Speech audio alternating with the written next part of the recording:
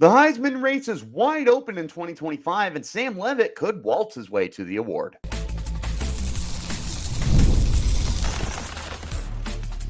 You are Locked On Sun Devils, your daily podcast on the Arizona State Sun Devils. Part of the Locked On Podcast Network, your team every day. Welcome back to the Locked On Sun Devils podcast, part of the Locked On Podcast Network, your team every day. My name is Richie Bradshaw, and I will be your guide for everything Arizona State Sun Devils. Shout out my everydayers who are here every day, and thanks to all of you for making us your first listen of the day. Today's episode is brought to you by GameTime. Download the GameTime app, create an account, use code LOCKEDONCollege for $20 off your first purchase.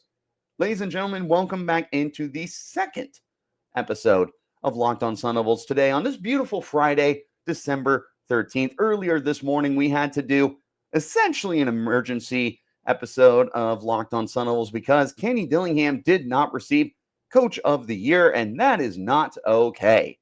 Check out that episode. It's a shorter one, around 20-ish minutes.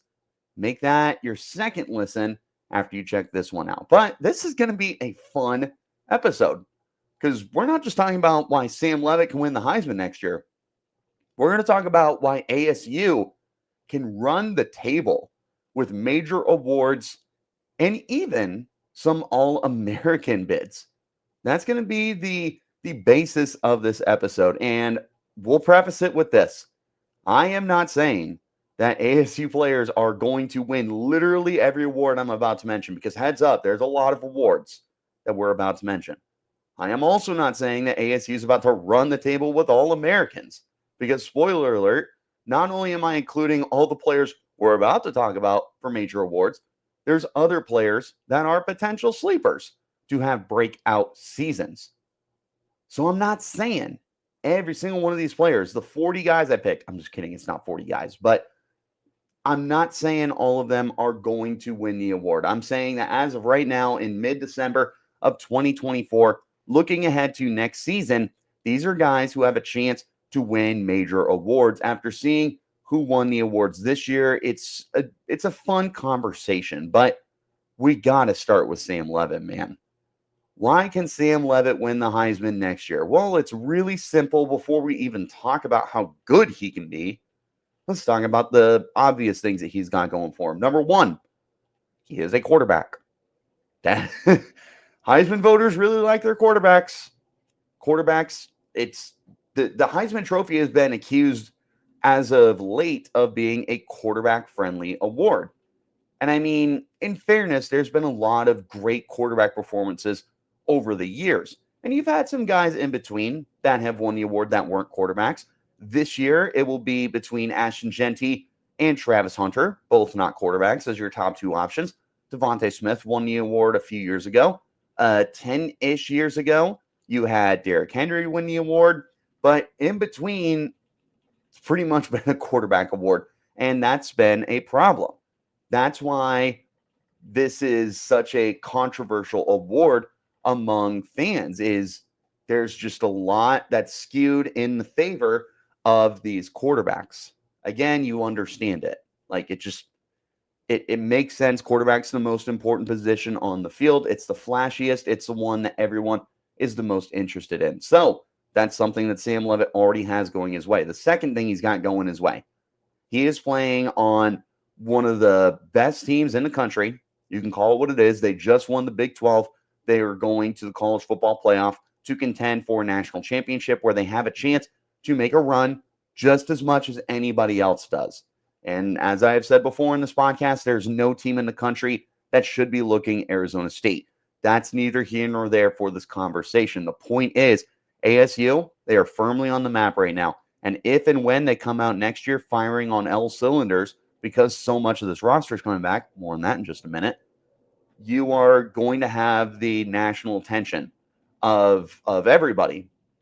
This is also a team that, again, with a lot of what they're returning, and again, more on that in just a second, they are going to start the year ranked, and they have a chance to be ranked pretty darn high. Now, speaking of the guys returning, the only guy who's not returning that's key on offense here, besides some of the offensive linemen, of course, is Cam Scadaboo, the People's running back, who should have been a Heisman finalist, but, you know, that's a whole other debate and frustration for Sun Devil fans. But that's really the only key guy who's not returning next year. And in fairness, that's arguably the most important guy who's not returning next year. But you are returning Jordyn Tyson, more than likely. I feel very, very confident that Tyson is returning at this point in time. My confidence grows with each passing day that Tyson will be returning to the Sun Devils. If and when he returns, that is your number one weapon and someone that clearly Sam Leavitt is a very big fan of. Targeted him at least 8 times a game. I would venture to say he was double-digit targets in almost every game this year. He turned it into 75 receptions, 1,101 yards, 10 touchdowns.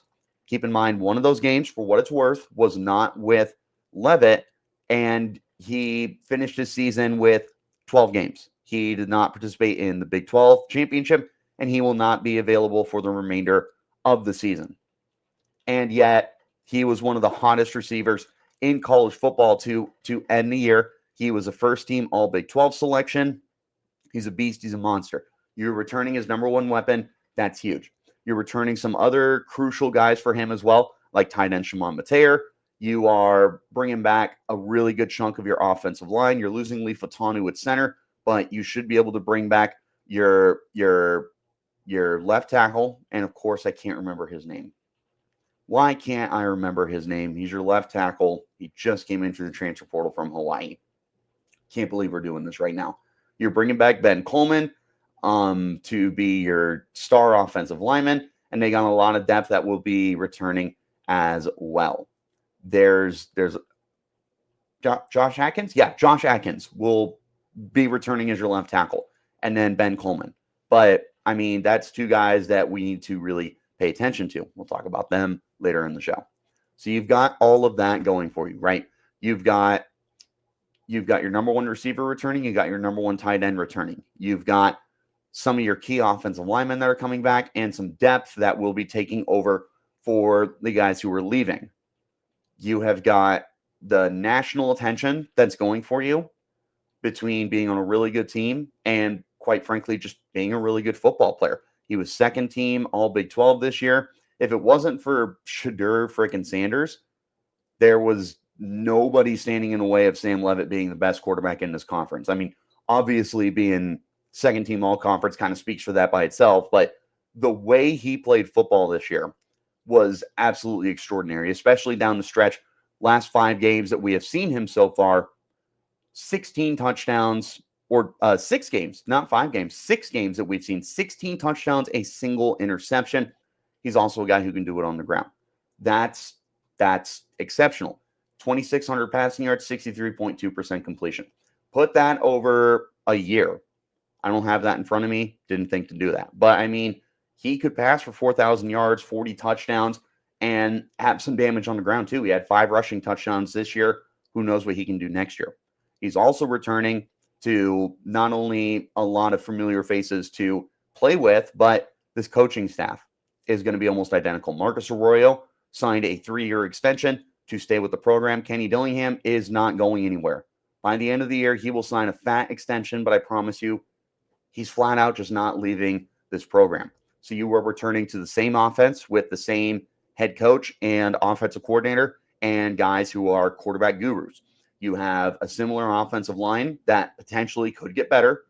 You've got your number one receiver, your number one tight end, and we will see how the rest of it works. I like the running game, but this will also put emphasis on Sam Leavitt to pass the ball more, which could increase his numbers because you don't have Cam Scadaboo. I do like Kyson Brown. Raleek Brown will be back. Jason Brown will be in his second year, and they've got some other interesting pieces as well. There are several guys in this backfield to get the job done, but this offense more than likely will run through the air next year. Sam Leavitt is the guy in charge of that. And with the Heisman Trophy loving the quarterback position, this puts Sam Leavitt in a phenomenal spot. Phenomenal to be one of the driving forces for the Heisman Trophy next year. He has grown with each passing week.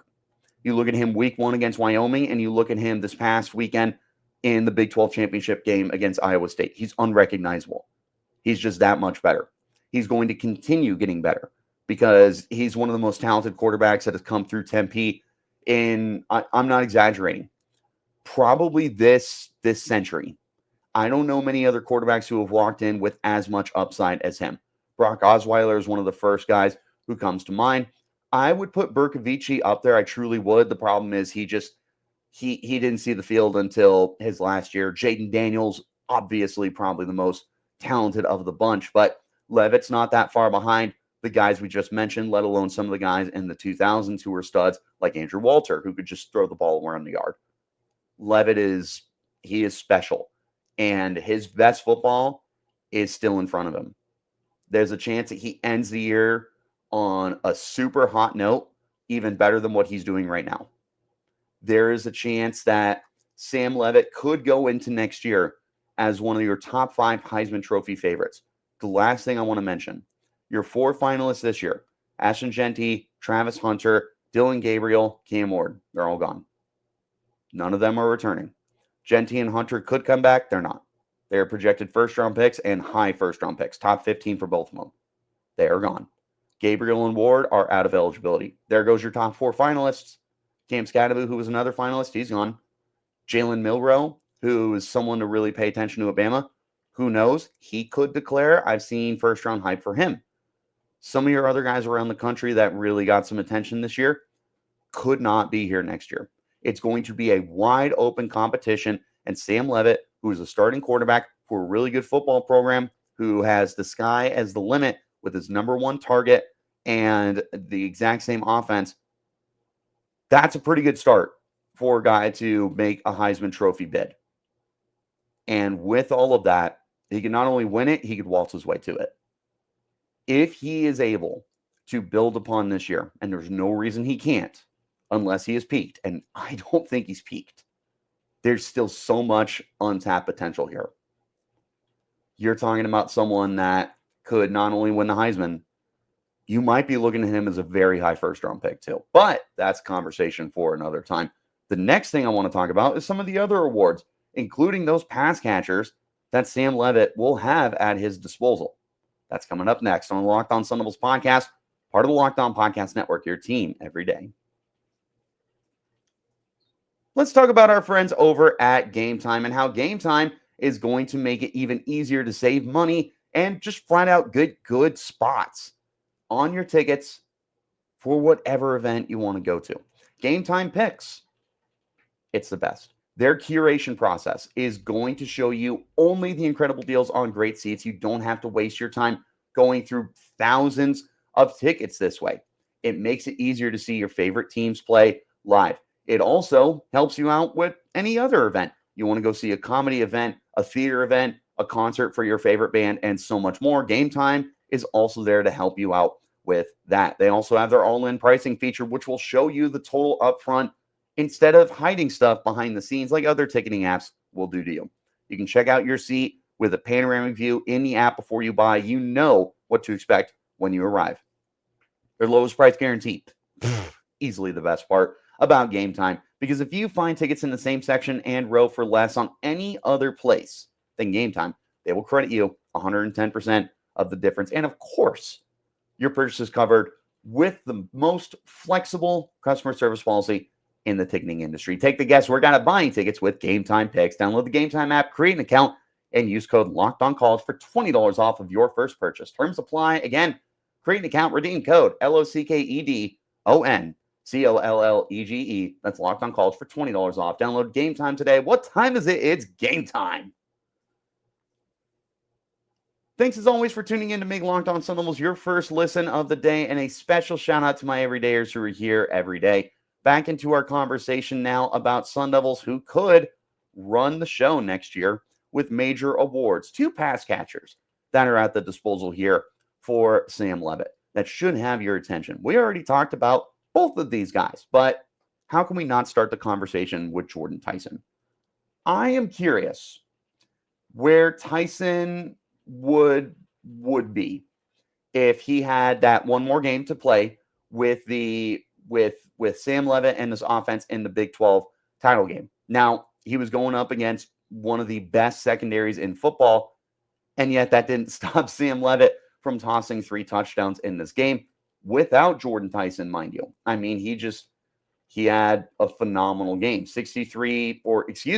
I was looking at the wrong game. Even better, 70.6% completion, 3 touchdowns, 0 picks. He threw 219 yards on 17 attempts, 12 completions. He was unstoppable through the air. Now you give him his number one weapon. I don't know, man. Jordyn Tyson might have been able to have just as big a day as any of the other receivers that were catching passes on this team.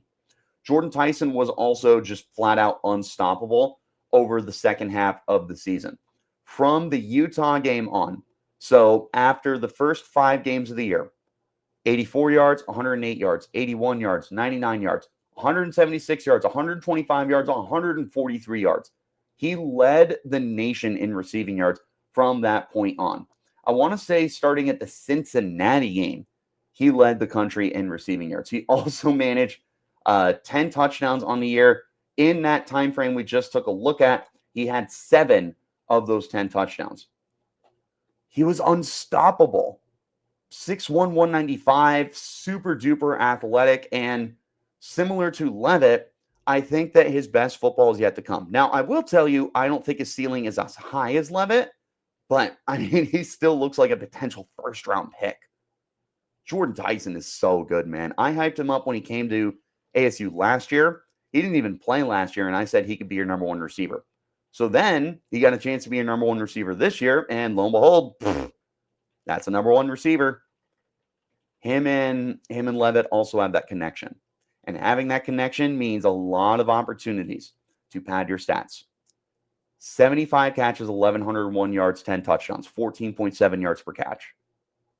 That is a floor for Tyson. If he stays healthy for the entirety of next season, and there's no reason to think he won't because his injury was pretty fluky against Arizona. He's not an injury-prone guy. He's a really good football player with a great connection with his quarterback. It's one of the reasons why Sam Leavitt has a great case to win the Heisman next year. It's having that option back for him, but it's a great reason why Jordyn Tyson can win the Fred Biletnikoff Award, which is the best wide receiver in the nation. Looking at the guys who won it this year, so Travis Hunter was your winner. Think of that what you will. Does not matter. He won the award. I have my opinions. Again, they don't matter. He won the award. You had the kid Nash from San Jose State, and you had Tedero McMillan from Arizona. All of them were around 1,300 to 1,400 yards.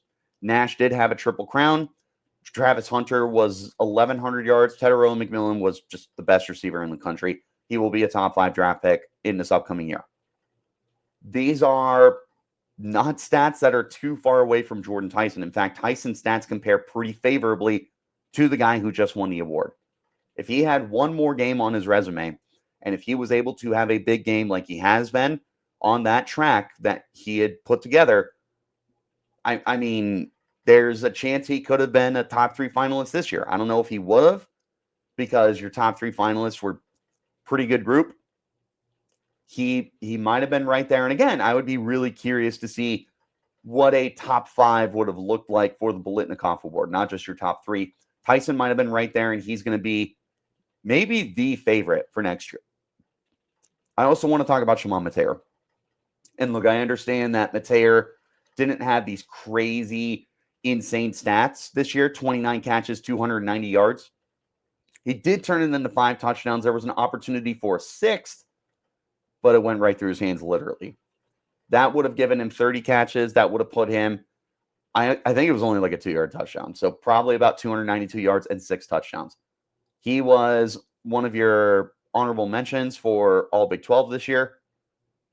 He's just a really good football player. He's already confirmed he's coming back at 6'4", 255, and someone who moves as well as he does.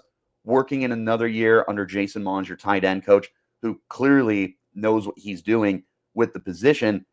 Shimon Mateer might be in for another big year as well and build upon this. You also have to consider that you're losing a lot of guys in this passing game. Cam Scadaboo, who finished second on the team with 506 yards as kind of that check down option, he's gone. That opens up opportunities for Shimon Mateer to get those targets. You're also losing your top 3 receivers who are not Jordyn Tyson. Xavier Guillory is gone. Melcon Stovall is gone. Jake Smith, who only 6 catches, 91 yards, but he's gone as well. Now, Malik McClain will be stepping into this offense, and even though we've only seen him sparingly this year, there's a lot of hype around Malik McClain to turn into a stud number 2 receiver. Just one more thing to help out Sam Leavitt's Heisman case. But Mateer could walk into a role next year as the number 2 option in this passing game. Considering Sam Leavitt has thrown 2,600 passing yards in 12 games this year, because he didn't miss a game, remember that, and he still has managed these numbers, he's only going to get better. The offense is only going to get better. We could see Mateer. I mean, I don't want to put a number on it, but why can't he double what he had this year and be around that 600-yard mark with double-digit touchdowns? The tight end spot is also going to be different next year. Tyler Warren at Penn State, who just won the award, and Colston Loveland from Michigan should be gone. Loveland should declare early. He's projected a first-round pick. Warren is out of eligibility. You're going to have an open opportunity at the tight end spot next year. Mateer has great numbers, and he is just a great football player in an offense that's going to air it out, and a proven guy who scores touchdowns for you. Again, he could have had 6 this year. He still had 5. I mean, that was second on the team, only behind Jordyn Tyson, who went nuclear. He was tied with Guillory too, but neither here nor there. He is a almost lock to go into next year as the number 2 option in this passing game. And he is a great option in this passing game. He could easily lead this team in touchdown receptions next year, and I wouldn't blink an eye. He is, I think he's primed for a big year. But, you know, it's not just the offensive players. The defensive players are also in for big years. Some of the guys that we already know, and some guys that maybe you're sleeping on. That's coming up next on the Locked On Sun Devils podcast, part of the Locked On Podcast Network, your team every day.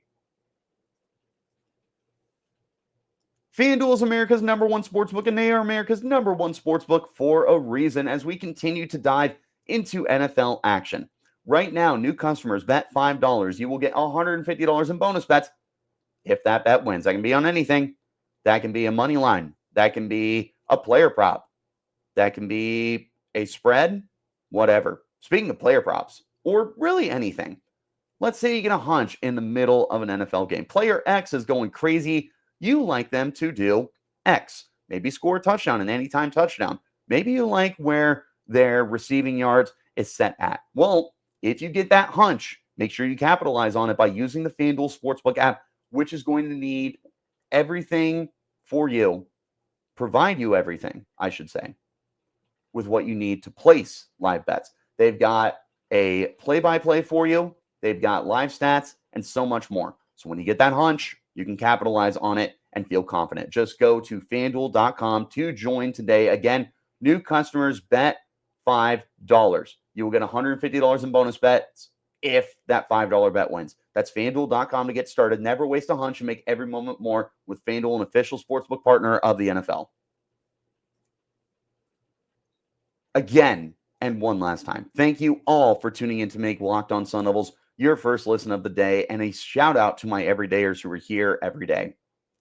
Defensive guys need some love too, and then we're going to close it out with potential All-Americans.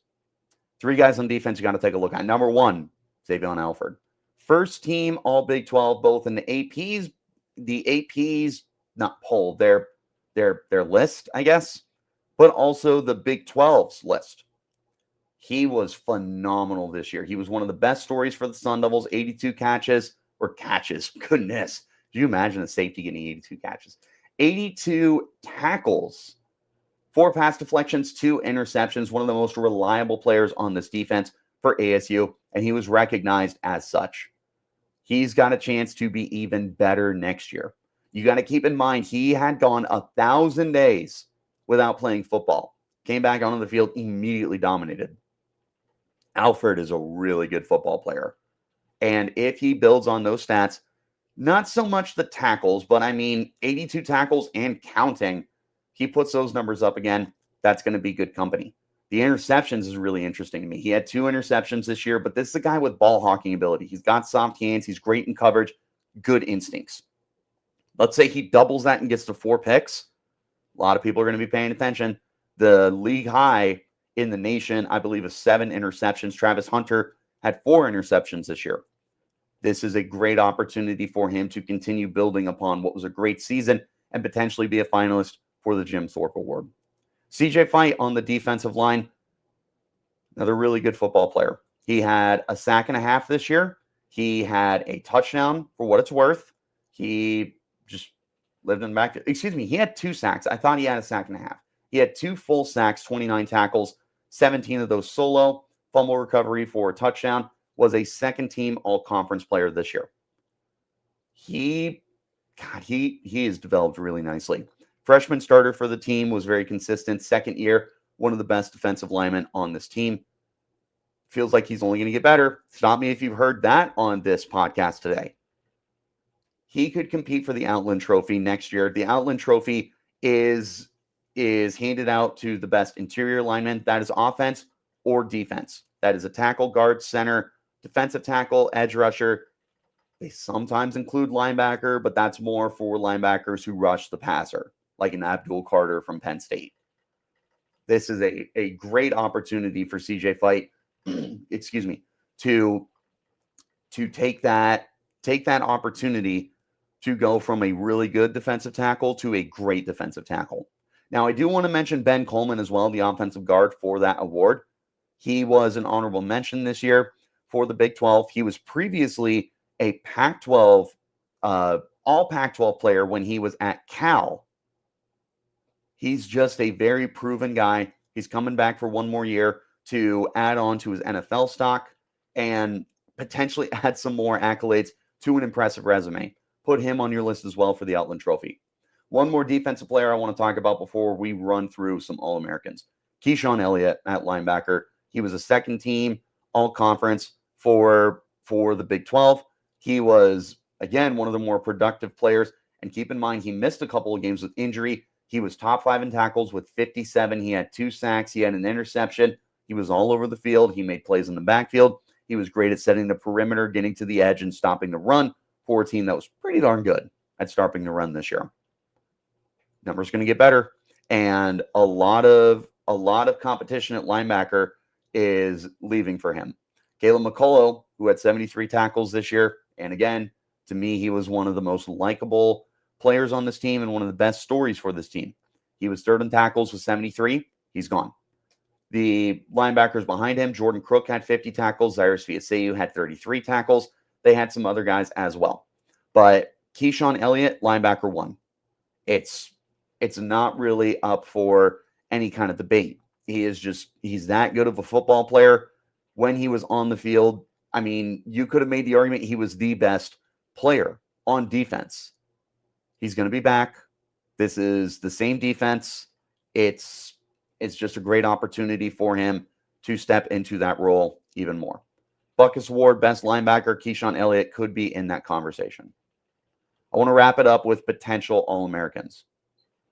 It goes without saying, literally every player I just mentioned could be in a position to get an All-American. Reminder, Sam Leavitt, Jordyn Tyson, Shimon Mateer, Ben Coleman on offense. Defensively, CJ Fite, Keyshawn Elliott, Xavion Alford.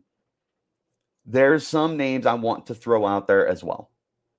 Guys who have a chance to break out next year, whether it's an expanded role or just players that were really good this year and could be better next year. Wow. Stop me if you've heard that before.